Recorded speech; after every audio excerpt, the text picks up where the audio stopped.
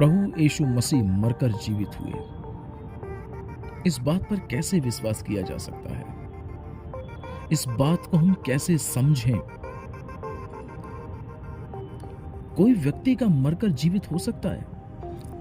ये कैसे संभव है? वो कौन सी शक्ति है जिसने जीवित किया? या फिर प्रभु यीशु मसीह ही जीवित क्यों हुए मरकर, और कोई क्यों नहीं?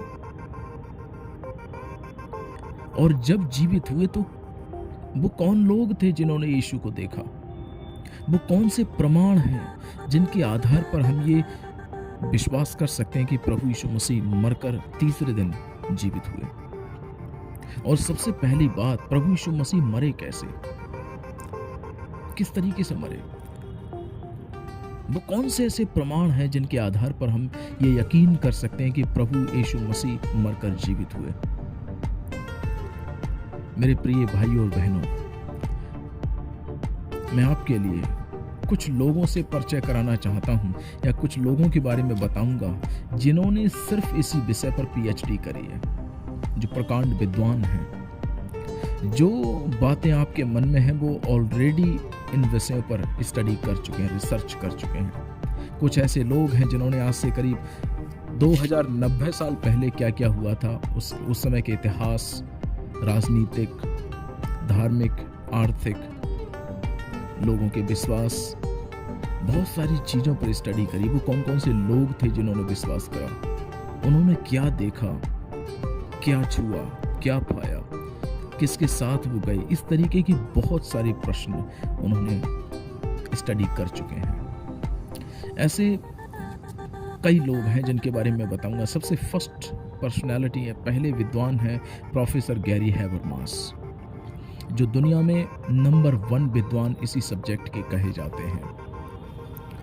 वो इतिहासकार हैं, नए नियम के विद्वान हैं, दार्शनिक हैं और बहस करने वाले हैं, और उन्होंने बहुत सारी बुक्स भी इसी विषय पर लिखी हैं। और वो इस समय अपने जीवन की सबसे मेन किताब लिख रहे हैं रिजरेक्शन पे, प्रभु यीशु मसीह जीवित कैसे हुए, इस विषय पे। और उसमें करीब 5000 पेज की बुक है। ये 3400 पेज के लगभग वो लिख चुके हैं।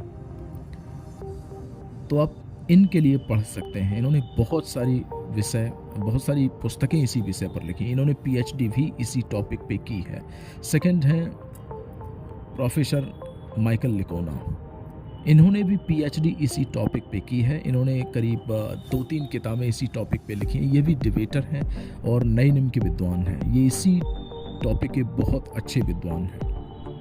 तीसरे हैं प्रोफेसर विलियम लेन क्रेग।